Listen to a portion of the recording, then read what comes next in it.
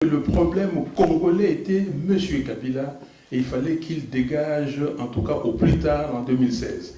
Et tout le monde a compris ça. Voilà ce que nous avons réussi à l'Assemblée nationale. Bonjour Martin Fayulu. Bonjour. Je vous retrouve à Kinshasa alors que les députés sont censés se retrouver encore une fois au Palais de la Nation et vous faites la siège vide. Mais non, mais au Palais de la Nation, c'est-à-dire au Palais du Peuple. Au Palais du Peuple. Mais pourquoi faire?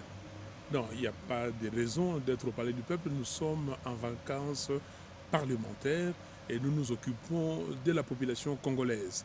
Donc, je n'ai pas participé à la session extraordinaire exigée par M. Kabila. On ne peut pas accepter la dictature. L'homme doit résister.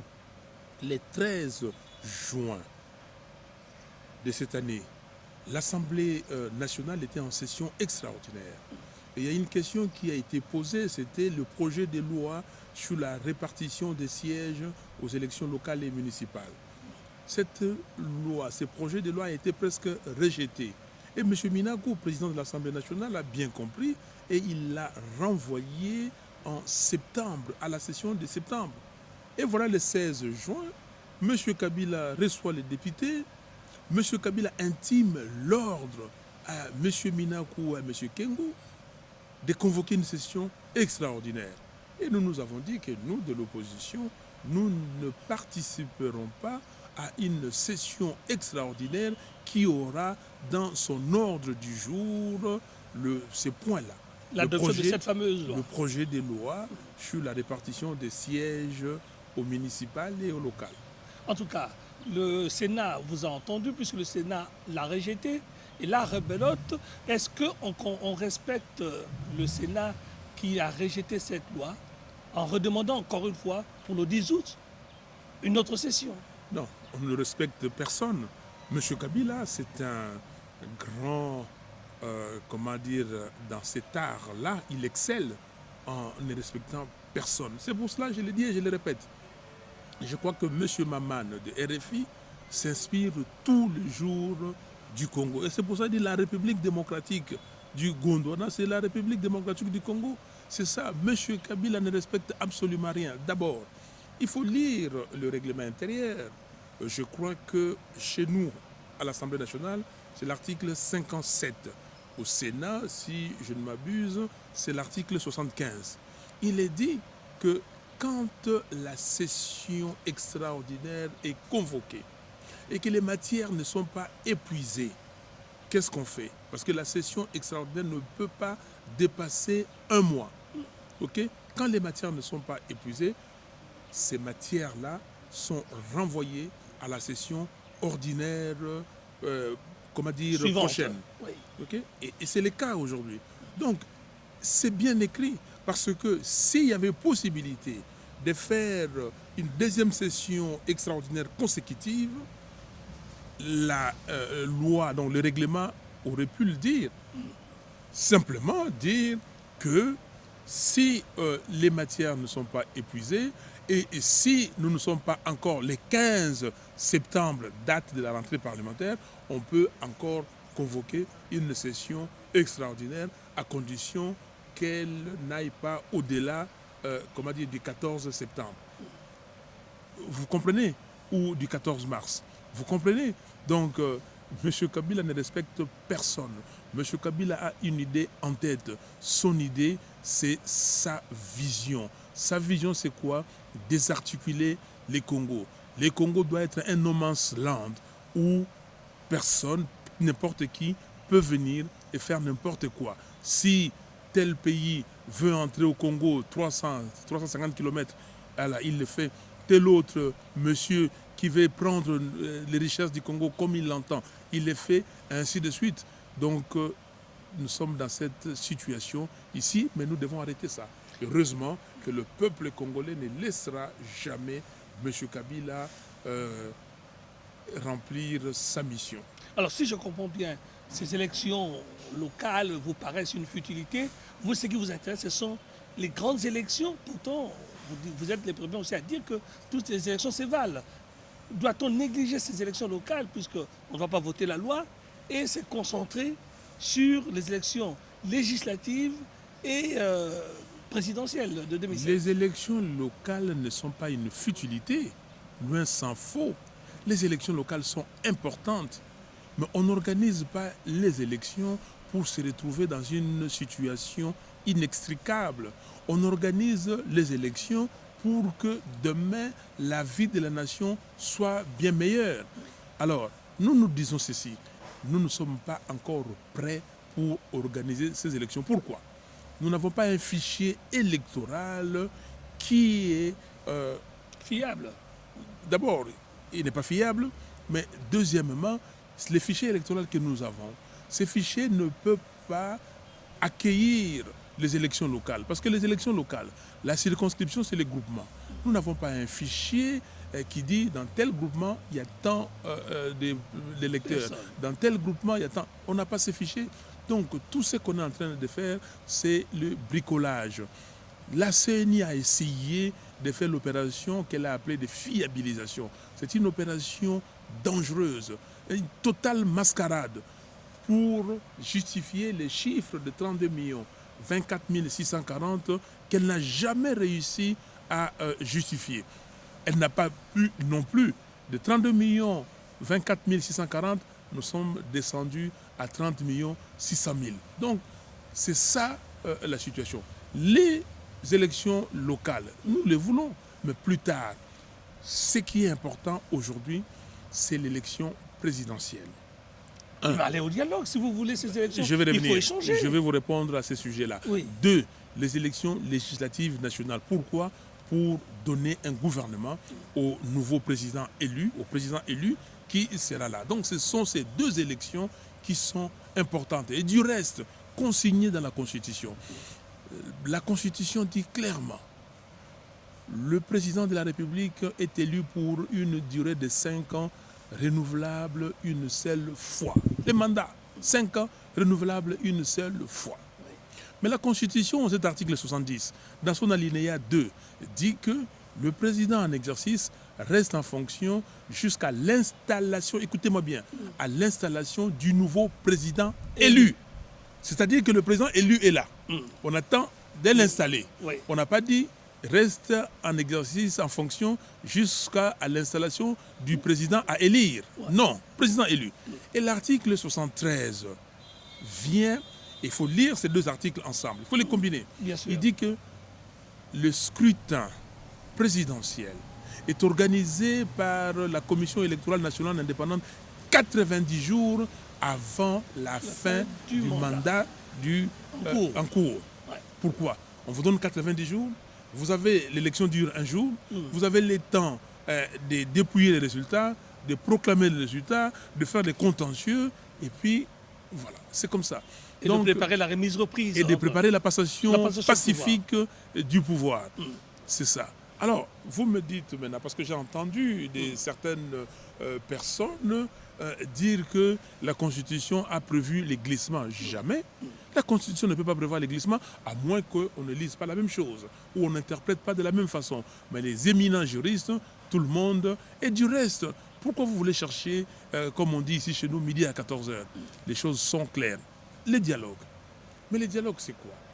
Il faudra planir les différends. Non, parce que M. Kabila a une notion des temps qui est propre à lui.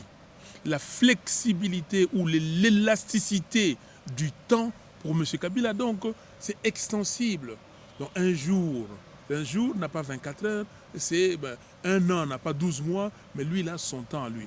Le 9 décembre 2011, quand M. Malumalu annonce les résultats, qu'est-ce que nous avons dit? Nous avons demandé, réclamer le dialogue tout de suite. Le président Tshisekedi a dit à la communauté internationale, venez régler ces problèmes qu'a créé M. Ngoï Mulunda.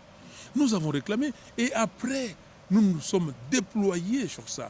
Nous avons même vu les secrétaires généraux adjoints des Nations Unis chargé de maintien de la paix, M. Hervé Latsous. Nous l'avons vu et nous lui avons dit, nous avons besoin de dialogue.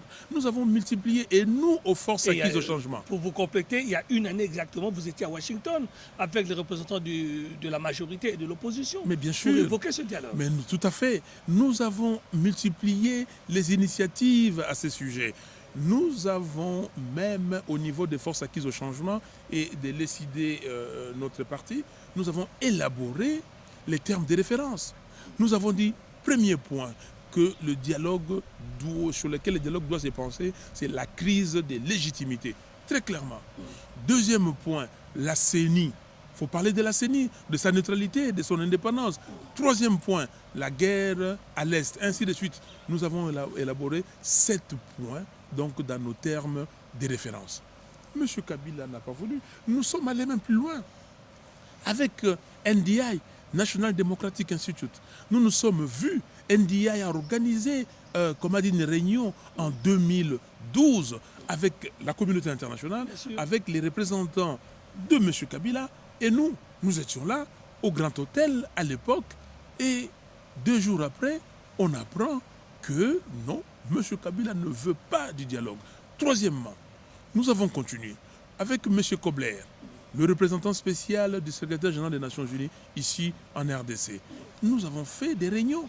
Il a réuni la majorité qu'on appelle ici kabiliste d'un côté et nous de l'autre. Et puis il nous a réunis tous ensemble avec les ambassadeurs ici. Mais 2 jours après, qu'est-ce qui s'est passé?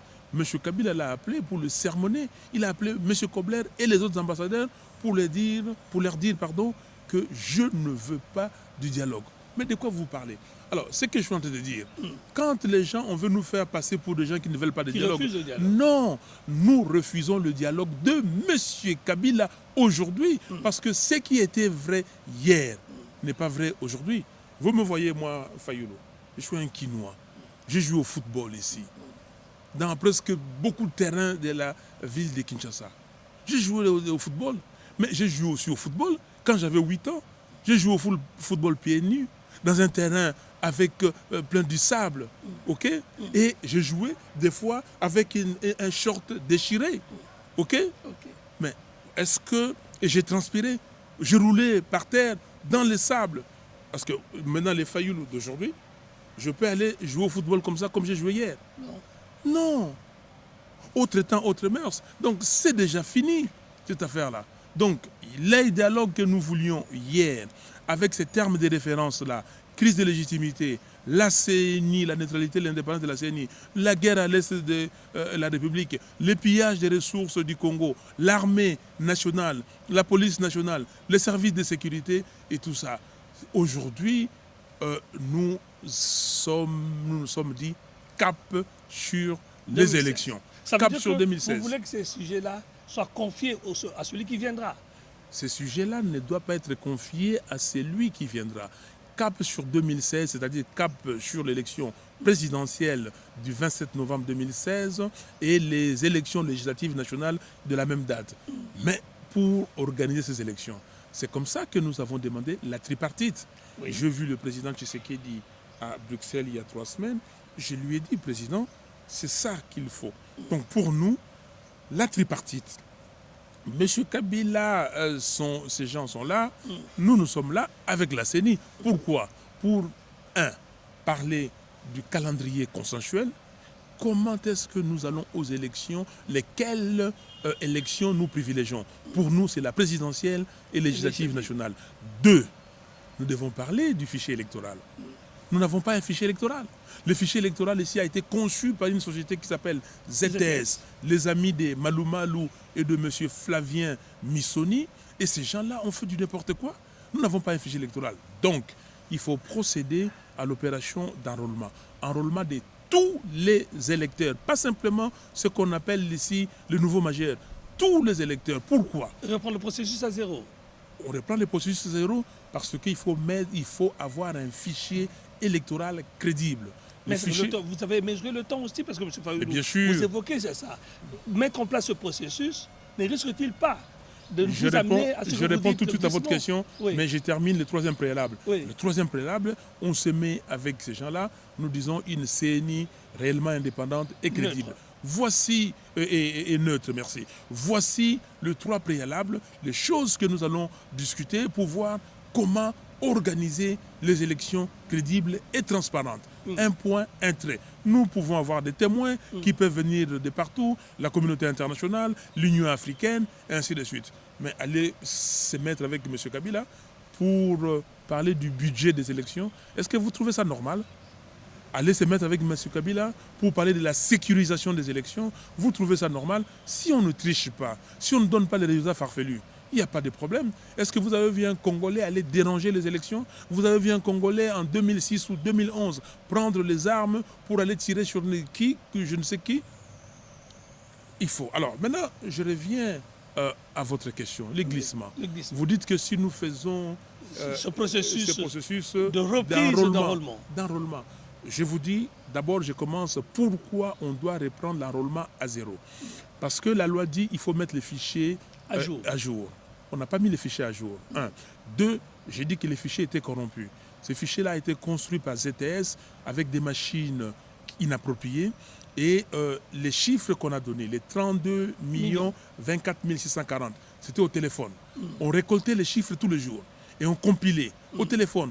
Tel appel à Bouende, là nous avons ici, à Kasumbalesa, à Mwanda. Et après, ils ont dit que non, nous allons réconcilier avec les disquettes, les CD et les documents durs que nous allons avoir. Quand ils ont reçu ces documents, ils ont dit, mais enfin, on n'a pas les 32 millions, 24 000. Ils ne l'ont pas eu. Donc, finalement, ce n'est pas un fichier crédible. Deuxièmement, dans ces fichiers, il y a des morts qu'il faut extirper. En 5 ans, c'est évident. Et beaucoup de morts.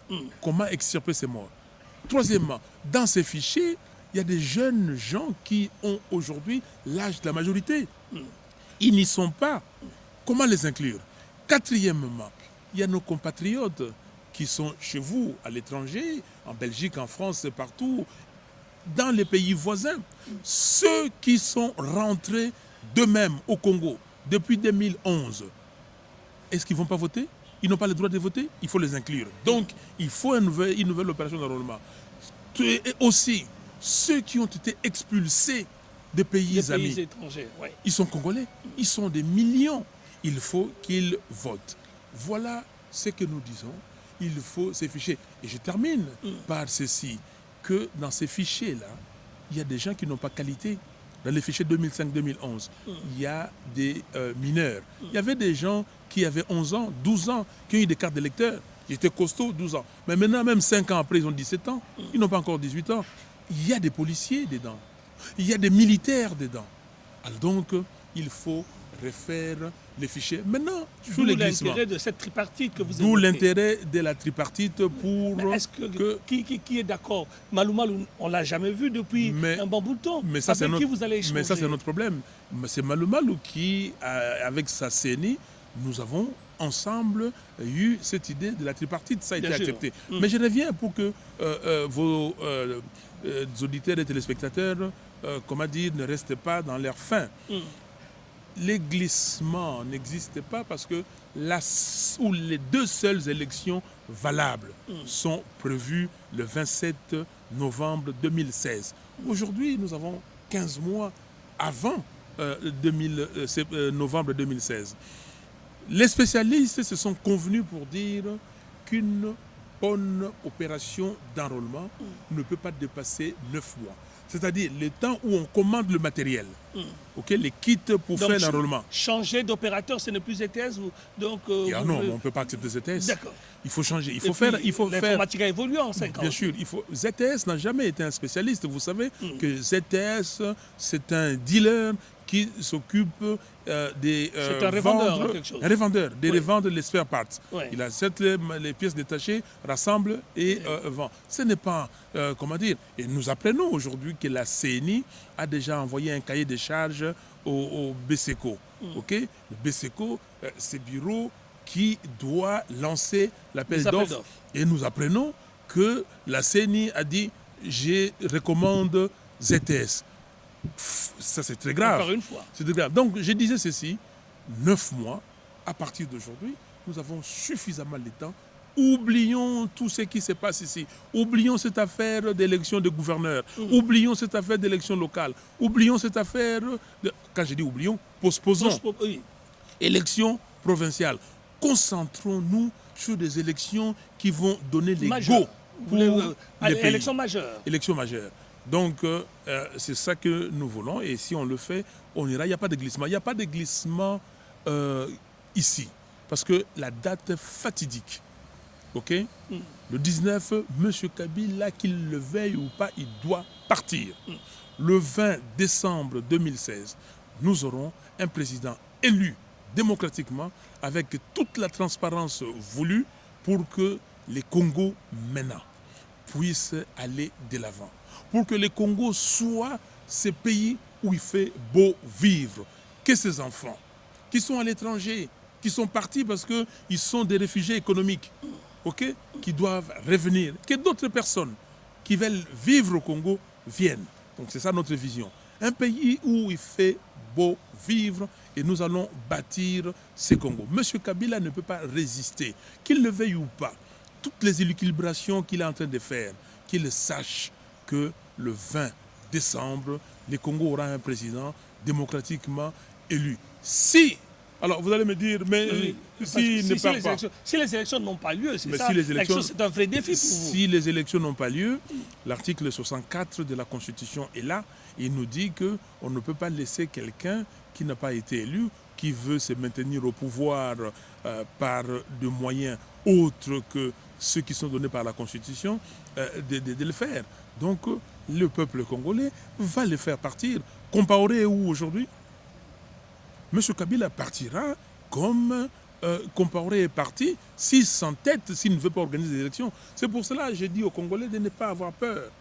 De ne pas avoir peur parce que le peuple est aguerri. Le peuple congolais. Vous pouvez lui dire tout ce qu'on est en train de dire. Même quand je parle d'enrôlement. Le peuple comprend, dit, Monsieur Fayoulou, c'est vrai, on vous comprend. Je vois que vous êtes méthodique. Vous voulez que les choses se passent correctement. Dans les règles de l'art. Dans les règles de l'art. Mais le peuple congolais, tout ça, ça caresse l'oreille.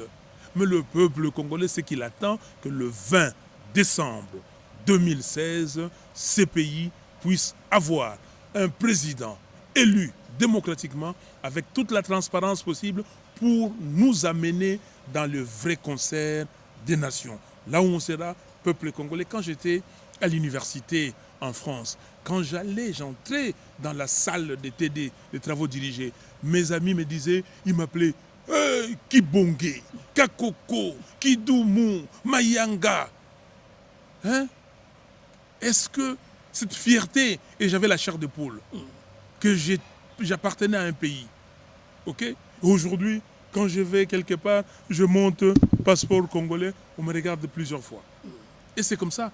Et je vous le dis, je le dis parce que vous savez pourquoi... Le Congolais doit retrouver sa fierté. Les Congolais doivent retrouver sa dignité. Ce défi-là, justement, ce rendez-vous majeur, à votre avis, c'est ça qui va rendre au Congolais sa dignité. Bien sûr, les Congolais doivent retrouver sa dignité, cesser d'être la risée du monde. Et c'est pour cela que nous disons cette vision très simple.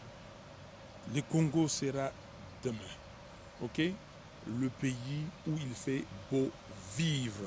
Donc, ces enfants, ces filles et ces filles ne vont pas chercher à aller dans les ambassades pour chercher des visas et s'exiler et devenir des exilés économiques. Ces enfants iront dans les ambassades pour chercher des visas et aller en vacances avec un chèque bancaire dans sa poche, avec des moyens suffisants pour passer des vacances partout. Ils iront pour aller dans des réunions internationales. Ils iront parce qu'un ami les a invités. Donc c'est comme ça. Mais fini cette affaire de prendre des Congolais pour les esclaves. Et que des gens viennent ici, ils se pavanent comme pas permis et nous prendre pour des imbéciles. Il y a beaucoup de gens ici. Et vous savez que ce pays, c'est un pays où aujourd'hui, nous avons des complices tapis dans les institutions qui ont pour seul objectif désarticuler notre pays, mais n'arriveront pas. En tout cas, Martin Fayoulou, je sens que le patriote est toujours présent en vous et que vous continuez votre combat depuis Kinshasa pour que les enjeux de la RDC, comme vous évoquez, notamment les élections majeures, puisse se tenir et que le Congo puisse avoir le président élu qui va continuer l'œuvre.